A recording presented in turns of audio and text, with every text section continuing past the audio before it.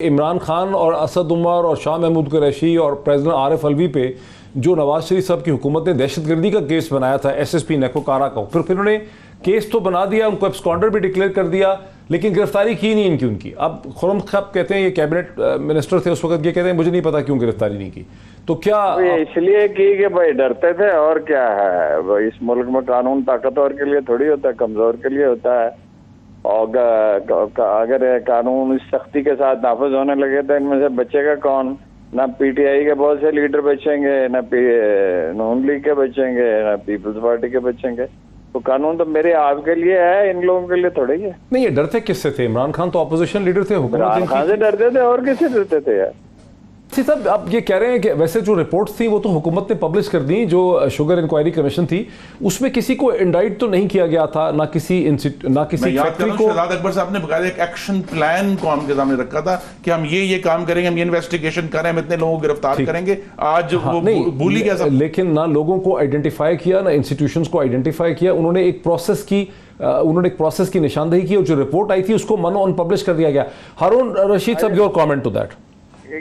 گزارش یہ ہے کہ کب کسی حکومت میں، وہ عمران خان کی ہو، پی ٹی آئی کی ہو، کی نون لیگ کی ہو، پیپلز پارٹی کی ہو، جنرل مشرف کی ہو، کب کسی حکومت نے قانون کو پوری طرح نافذ کرنے کی کوشش کیا ہے؟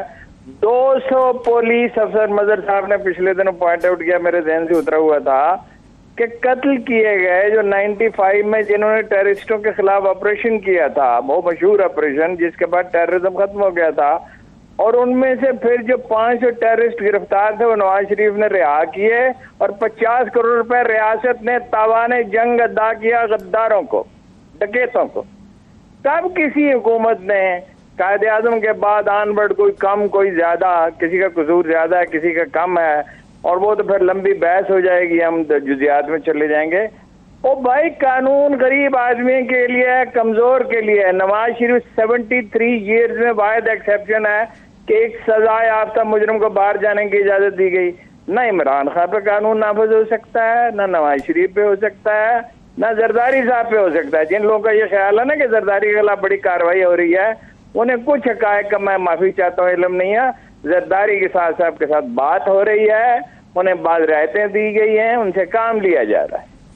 اچھا، خرم دستگیر صاحب، یہ کوئی کامنٹ، چونکہ انہوں نے کہا کہ جو نصیر اللہ بابر کا آپریشن تھا اس کے بعد جو پولیس والے تھے جنہوں نے وہ آپریشن کیا ان کو ایم کیو ایم نے چن کے مارا اس وقت جب آپ کی حکومت تھی۔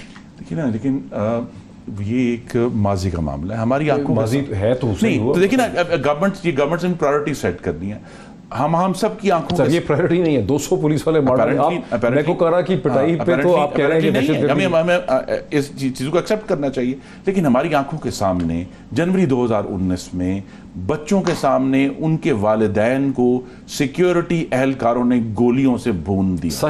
ساہیوال کا واقعہ کس کی پکڑ ہوئی؟ یہ تو 1995 کی بات کر رہے ہیں نا محترم ہارون صاحب، لیکن یہ تو بھی ہماری آنکھوں کے سامنے واقعہ ہوا۔ لیکن قانون میں ہماری اس کیپٹل کے اندر طاہر داوڑ کا اغوا ہوا اس حکومت کے دور میں، ان کی لاش افغانستان سے ملی۔ وہ حکومت نے کیا اغوا طاہر داوڑ کا؟ نہیں، حکومت نے انویسٹیگیٹ کرنا تھا نا، جس طرح ان 200 پولیس افسر کو انویسٹیگیٹ کرنا تھا کہ طاہر داوڑ کیسے اغوا ہو گئے، ان کی لاش جو ہے 2 صوبے گزر کے افغانستان کیسے پہنچ گئی، واپس کیسے آئی۔ مظہر عباس صاحب، آپ سب چونکہ اپوزیشن بار بار ساہیوال کے واقعے کی طرف اشارہ کرتی ہے، جو اس طرح کا ہے جیسے لندن میں ہوا تھا جب ایک برازیلین معصوم آدمی کو لندن پولیس نے دہشت گرد سمجھ کے مار ڈالا تھا بیکاز انٹیلیجنس ٹپ غلط تھی۔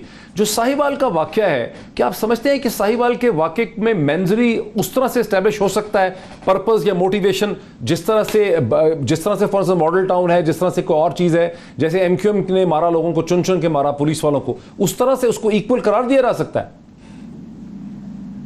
محیط، ساہیوال اور ماڈل ٹاؤن میں کوئی فرق نہیں ہے۔ ساہیوال میں آپ نے دیکھیے، اور جا کے معلوم کر لیں، آپ انویسٹیگیٹ کر لیں کہ ساہیوال میں جو کانفیڈینشیل رپورٹ گئی وہ یہی تھی کہ جی ان دی لائن آف ڈیوٹی ہوا ہے جو بھی ہوا ہے، اور اسی وجہ سے ان پولیس آفیسر کو ریسکیو کیا گیا، بچایا گیا۔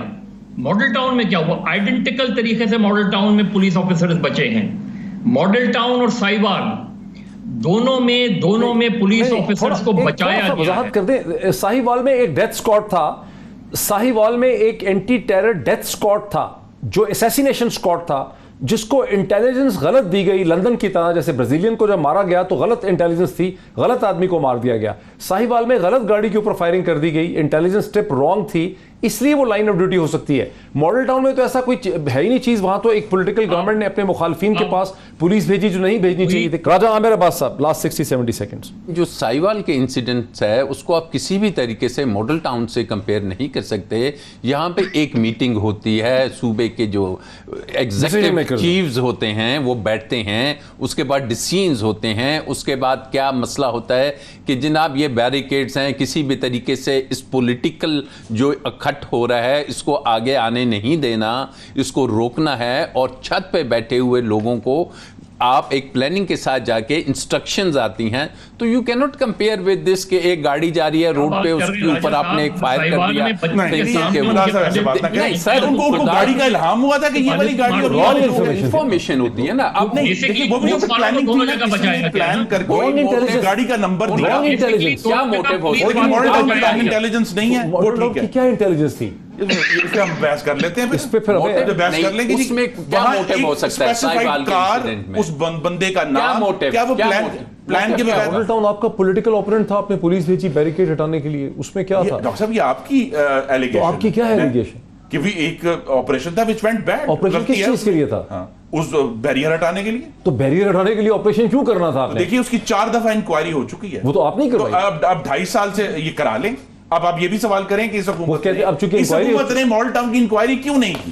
یہ مسئلہ بھی تو ہے نا کہ ڈیفینڈنٹ اور اس کا وکیل دونوں مل کے یہ چاہتے ہیں کہ کیس لٹکتا رہے, بیکاز جیسے جیسے ڈیلے ہوتی ہے ویسے ویسے پروسیکیوشن کا کیس, اس کی ڈٹرمنیشن ویک ہو جاتی ہے. اور پولیٹیکل کیسز میں ہوتا ہے, یہ بھی ایک اینگل ہے, ٹھیک ہے, یہ نان پولیٹیکل کیسز میں بھی ہوتا ہے. اسی لیے مرڈر 5-5 سال چلتا ہے بیسکلی سیشن کورٹ میں. اور تو پھر ابھی اس سیالکوٹ والے کا دیکھ لیں, پھر یہ کہ بیل ہو جاتی ہے. بیل ہونے کا مات ہے پاکستان میں کہ ختم ہی ہو گئی بات. اب اس کے 2 پہلو ہیں ڈاکٹر صاحب. ایک مظہر نے بالکل صحیح نشاندہی کہ پولیسنگ کا جو سسٹم ہے اس کو اوور ہال کرنے کی ضرورت ہے, اس میں ریفارمز لانے کی ضرورت ہے. جیسے انہوں نے کہا کہ پوسٹ پارٹم میں ہو جاتا ہے, آپ کے سامنے اب ہم لوگ حیران ہیں کہ وہ جو میڈیکل رپورٹس تھیں وہ پتہ نہیں صحیح تھیں یا نہیں تھی, جس میں میاں صاحب بیرون ملک چلے گئے. یہی وہ باتیں ہیں جو مظہر کر رہے ہیں کہ رپورٹس غلط ہو جاتی ہیں, لیبارٹری سے فیک رپورٹس آ جاتی ہیں, فورج آ جاتی ہیں. تو پولیسنگ ڈزنٹ مین آپ اداروں کو درست کیجئے, لیکن قانون سازی, دیکھیے اداروں کو درست کرنے کے لیے آپ کو بیٹھنا پڑے گا. اور اس میں پھر اگر آپ فیٹف جیسے جس میں نیشنل انٹرسٹ ہے اس کے بل پہ آ کے آپ یکجا نہیں ہو رہے, تو آپ یہ لیجسلیشن کیسے کریں گے, قانون سازی کیسے کریں گے, پولیس کی ریفارمز اور لاز میں کیسے چینجز لائیں گے.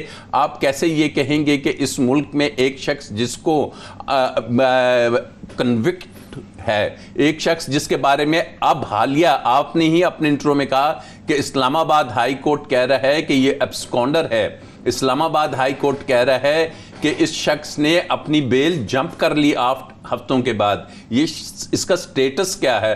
تو جب یہ چیزیں قوم کے سامنے آپ کی عدلیہ کہے گی, دستگیر صاحب نے کہا کہ عدلیہ نے یہ باتیں کی خواجہ برادرانس کے کیس میں, لیکن یہی باتیں ایک 3 دفعہ کے وزیر اعظم کے لیے بھی وہی عدلیہ کر رہی ہے کہ جناب وہ کدھر ہیں 3 بار کے وزیر اعظم جو علاج کے لیے گئے تھے.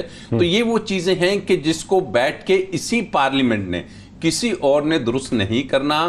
اور انفارچونیٹلی ہمیں وہ پیناما کی ججمنٹ یاد آتی ہے جو پچھلے دور میں لکھی گئی تھی, اور اس میں کہا گیا تھا کہ جب آپ اداروں کے جو چیئرمینز ہوتے ہیں, یہ جو ہیڈز ہیں, اپنے کرونیز لاتے ہیں, اور کرونیز جن کا مقصد یہ نہیں ہوتا کہ اداروں کو وہ مستحکم کریں, ان کا مقصد ہے کہ اپنے آقا کو, اپنی لیڈرشپ کو خوش کرنا ہے, فیسیلیٹیٹ کرنا ہے. تو یہ وہ روٹ کازز ہیں کہ جن کی طرف اب حکومت کو چاہیے کہ وہ سٹیپ بائی سٹیپ, یہ وہ چیزیں ہیں کہ جو ایک دن میں یا ایک لیجسلیشن سے درست نہیں ہوں گی, it would take some time. اور آپ نے جیسے انٹرو میں کہا کہ عمران خان صاحب کا جو ہر سٹیپ ہے وہ آنے والے دنوں میں ایک مضبوطی کی طرف جا رہا ہے. پاکستان کو میں نے کسی کا تھیسس دیا جی ایک اس کی, لیکن بظاہر لگ رہا ہے کہ ایک پازیٹیو اس طرف جا رہا ہے کہ کسی طریقے سے یہ ملک یہ جو اس قسم کی چیزوں میں اداروں کی اس قسم کی کمزور سٹرکچرنگ میں پھنسا ہوا ہے اس سے نکلے.